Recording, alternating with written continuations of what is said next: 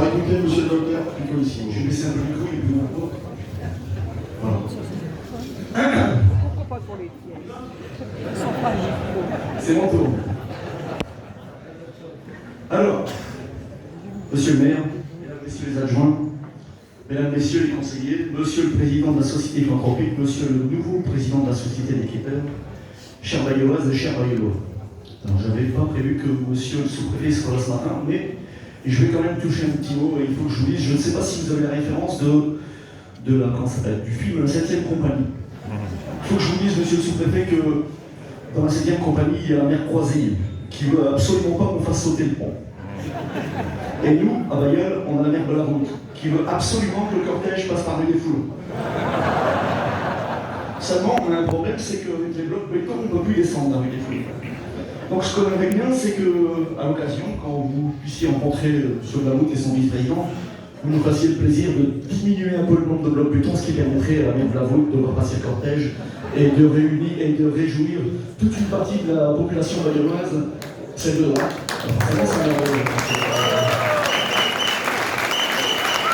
Toute la population de pouvoir aussi bénéficier du cortège. Voilà, je ne doute pas que vous en parlerez à votre successeur, puisque malheureusement, vous partez bientôt dans le sud-ouest, c'est bien ça. Voilà, n'empêche que je vous souhaite quand même bonne route. Et je peux vous dire que, alors ça c'est off, hein, mais il n'y a pas vraiment qui les écoute. En fait, on en parlait avec M. Blamout parce que ça fait 2 ans qu'il vient vous voir régulièrement, une réunion en sous-préfecture, et il dit à chaque fois que je vais en sous-préfet, j'ai l'impression de passer l'oral du bac. Néanmoins, il dit il a des questions qui sont pertinentes. Alors, heureusement, quand même, c'est le sous-préfet.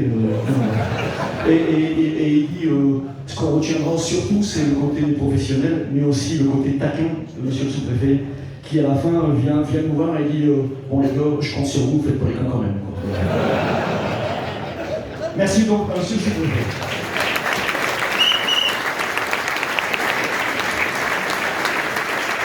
Et donc, puisqu'on est en train de dire bien de tout le monde, j'ajouterai aussi cette année monsieur le président de la CCFI. Donc je vous avouer, monsieur Belval, que c'est une agréable surprise pour moi de vous voir ce matin.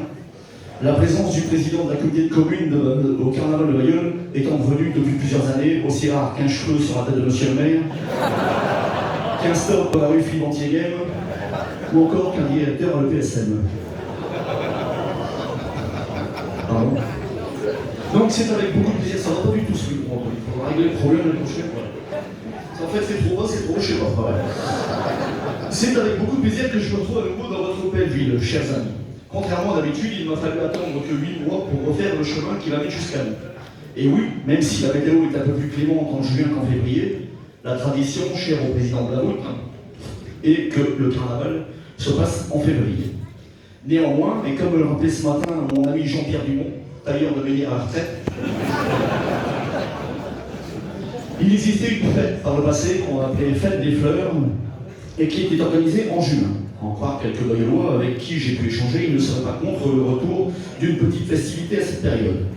Ne serait-ce pas envisageable d'organiser, comme vous l'avez fait l'année passée, durant le week-end de Bangkok, une petite manifestation? Que les samedis soirs, vous pourriez mettre en place une parade dont vous savez le secret, monsieur Blamout, suivi pourquoi pas d'un bal organisé par nos amis-quêteurs avec l'élection de la plus belle fleur baïloise.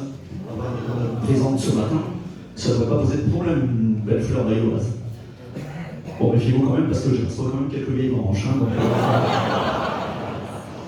Pour la journée du dimanche, j'imaginais un buffet gargantuesque sur la place. Elle est vraiment belle, et durant l'après-midi, de nouveau, une petite parade écologique qui verrait défiler tous les géants de la CCFI, accompagnés de la fanfare, qui fait l'occasion à vos citoyens de faire un peu plus connaissance avec M. Belval en discutant autour d'un jaune, par exemple. Alors, tout à chez vous. Connaissant votre attachement à l'écologie, monsieur le maire, je pensais agrémenter cette parade en autorisant les groupes locaux baïlois qui désiraient à y prendre part.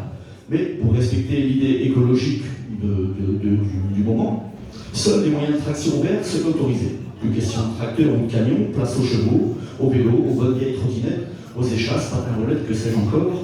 On pourrait imaginer le parcours suivant. On en a parlé tout à l'heure. Rue Philippe-Antier-Game, avenue de Chéper, rue de la Gare, rue Millier. La première heure dans un sens, la deuxième heure dans l'autre sens. Ce qui permettra à tout le monde de se faire une idée. Ce serait une occasion de plus pour nos éducateurs d'exercer leur savoir-faire et d'améliorer encore le colis fait à nos amis. Et pour terminer cette bonne journée, un bal populaire sur la grande place.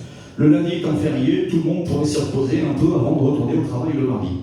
Qu'en pensez-vous, monsieur le maire, monsieur le président de Philanthro, ce serait une bonne idée, non? Hein? Je peux reprendre des voyous, mais je pense qu'ils sont d'accord avec moi. Mais revenons à l'actualité. Je voudrais dans un premier temps saluer le nouveau président des quêteurs. Si le nom de votre prédécesseur, monsieur Scholler, que l'on peut traduire par beau seigneur, avec une consonance bien de chez nous, ce n'est pas tout à fait le cas pour vous, monsieur Wozniak. Ça fait pas très flamand quand même. Néanmoins, étymologiquement, Wozniak signifierait cocher ou charretier. Et ce n'est pas monsieur Blaout qui dira le contraire, on en a bien besoin au carnaval. Donc je vous souhaite la bienvenue, monsieur le président, et que force et courage vous accompagnent dans votre nouvelle mission. Ensuite, et comment ne pas vous féliciter, vous, monsieur le maire, pour votre nomination à l'arbitrage français. Si, je vais en parler un petit peu quand même. Ah, mais... Quel parcours! Vous débutez l'arbitrage à 12 ans. Vous arbitrez votre premier match de Ligue 1 à 29 ans, et vous devenez patron de l'arbitrage français à 45 ans. À ce rythme-là, pourquoi ne pas envisager une nomination au ministère des Sports dans les prochaines années? Bon, méfiez-vous quand même, parce qu'il y en a un côté qui, à mon avis, lui, a bien réussi. Ce sera peut-être pas les sports, mais ce sera peut-être ailleurs, mais bon. Il y aura de la concurrence. C'est compris, quand même, peut-être. Ensuite, en revanche, il faut que je vous dise, qu'en ce qui concerne votre retraite du sifflet, je trouve ça prématuré. Je comprends aisément qu'après toutes ces années passées à sortir votre sifflet aux quatre coins de la France et de l'Europe, devant autant de monde et par tous les temps, vous ayez envie d'arrêter. Je comprends aussi qu'il n'est pas possible de passer toutes vos journées au WC juste pour faire plaisir à certains supporters. Bien que, si j'avais à choisir, je préférais tout de même passer toute ma journée seul au chiottes qu'avec 60 000 supporters marseillais qui pensent quelque chose sans prendre à mon intimité. Mais là encore, c'est un choix. Et puis, sortir son sifflet régulièrement, ça a du bon. Regardez monsieur Blaout. Il ne sort son sifflet qu'une fois par an, lors du carnaval. C'est pas assez. Et que dire de son vice-président, monsieur Grandbert, qui lui aussi courait régulièrement le sifflet à la main par le passé. Il a arrêté du jour au lendemain. Voyez comment il est devenu. Non, je vous dis, monsieur le maire, continuez d'utiliser son sifflet, c'est garder la forme et pas les formes. Autre sujet qui n'a rien à voir avec le précédent, je voulais évoquer les anniversaires que nous célébrons cette année. Tout d'abord, vous, monsieur le président de la Société philanthropique, vous fêtez les 170 ans du Carnaval Bayeux. Enfin, pour être tout à fait précis, le 170e cortège, me semble-t-il. Donc, il faut que je vous dise, monsieur le président, que si j'en crois les écrits du Cercle d'Histoire d'Archéologie Bayeuxois, que j'ai à parcourir de temps en temps, ce n'est pas tout à fait vrai. D'après le Chabre, en 1953, Émile Colpart crée la Société philanthropique. Mais il faut attendre 1955 pour voir les premiers carnavals défiler. Le lendemain. Vous connaissant, je ne peux pas imaginer que vous ayez commis une erreur pareille sur les dates, mon cher Gilles.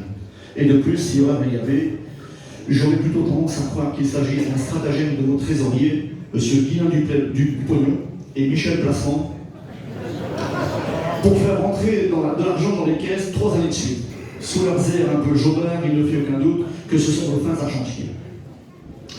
Autre anniversaire, et pas des moindres, le 50e anniversaire du jumelage entre la ville de Hawick et la ville de Bailleul.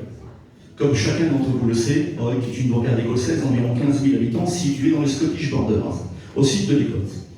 C'est Joseph Legrand qui, en 1973, signe la charte de jumelage. Et c'est depuis que régulièrement, des Bayeuxois vont à Hawick et des... Savez-vous comment on les appelle, les habitants d'Hawick, vous savez?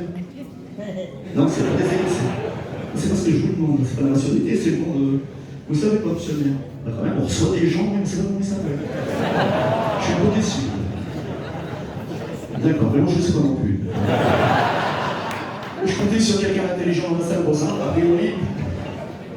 Enfin, bref, toujours est-il que depuis 50 ans, nous avons comme amis des gens qui font des concours de jeter de troncs ou de très grosses pierres, des gens qui mangent de la panse de brebis farcie, ou encore qui déjeunent avec des céréales dans de l'eau chaude. L'excellent porridge. Alors oui, dit comme ça ne donne pas trop envie de visiter l'Écosse. Mais, détrompez-vous, ce pays est plein de ressources. Tenez, prenez l'exemple du préservatif.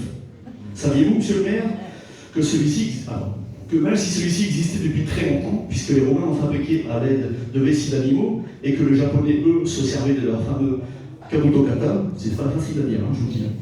Une sorte d'étui pénien rigide fait d'écailles de tortue, qui servait à la fois de contraceptif et éventuellement de prothèse pour les érections défaillantes.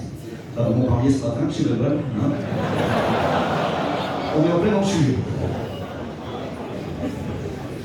Donc, eh bien, saviez-vous que le préservatif, sous sa forme actuelle, nous le devons à un Écossais? Et oui, si c'est en grande partie que Charles Goodyear a fait la découverte de la vulcanisation et que c'est grâce à lui qu'à ce jour nous avons un caoutchouc élastique et qui ne colle pas, c'est bien de l'usine de ballons d'un Écossais, monsieur Charles McIntosh, que sont sortis les premiers préservatifs.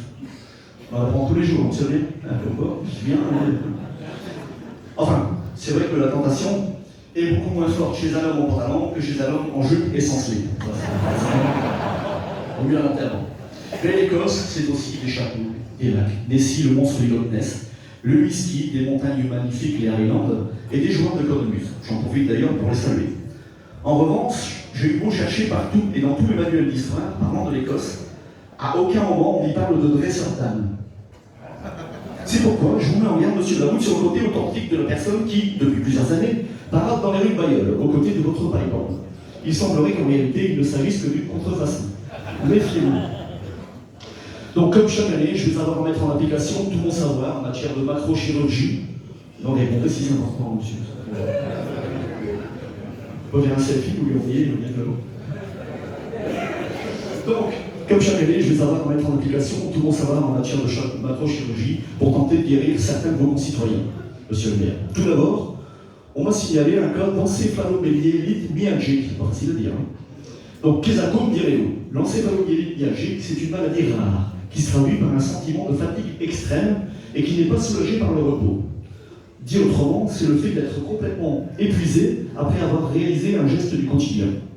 J'ai tout de suite pensé à votre vice-président, monsieur Laroute, ou encore à votre conseiller délégué aux festivités, monsieur le maire, mais j'ai très vite revu mon diagnostic après qu'on lui dit qu'ils étaient tous les deux agents de la SNCF. Pour eux, il ne s'agit pas d'une maladie, mais plutôt d'une philosophie, ou même d'un art de vivre. J'aurais pu m'occuper aussi de ce jeune bagnolien devenu grand footballeur, mais qui s'est gravement blessé au genou. Mais a priori, il a préféré une anesthésie au chouchen qu'une anesthésie à la fleur de miel. Quant à votre quatrième adjoint, délégué à l'éducation, Madame Lefebvre, enfin que dis-je, Madame Dehaut, c'est pas Max, qui a subi dernièrement une opération appelée neurolyse qui soulage de la compression du nerf cubital. Le nerf cubital, c'est le nerf qui passe en coule. Pour ceux qui ne savent pas. Contrairement à ce qu'elle a pu vous raconter, monsieur le maire, je ne connais pas d'autre origine nationale que le fait de lever le coude trop souvent. C'est pourquoi, dans un premier temps, et afin d'éviter la récidive, je lui conseillerais d'éviter les chocs d'1 litre et de plutôt prendre un petit verre à ballon. Voilà, j'en ai presque terminé avec ce discours, encore une fois trop long, puisqu'il ne me reste plus qu'à saluer, comme de coutume, Manon de Maître, la reine du carnaval, ainsi que Emma et Inès, respectivement première et deuxième dauphine, mais aussi Émilie Delay, princesse du carnaval. Alors j'ai quand même l'impression que ça fricote un peu, monsieur le président. Faudra vous méfier parce que dans peu de temps, il y aura plus de monde à la trop. Donc je me méfie quand même. Et aussi notre ami David Herman, l'homme au mille selfie, qui est là dans le fond. Donc je vous félicite toutes et tous. Encore merci pour votre accueil, monsieur le maire, pour votre organisation sans faille, monsieur le président de la Société Philanthropique. Merci à vous, chers amis bailleullois, et je vous souhaite un très bon carnaval et joli, vive Bailleul et vive son carnaval.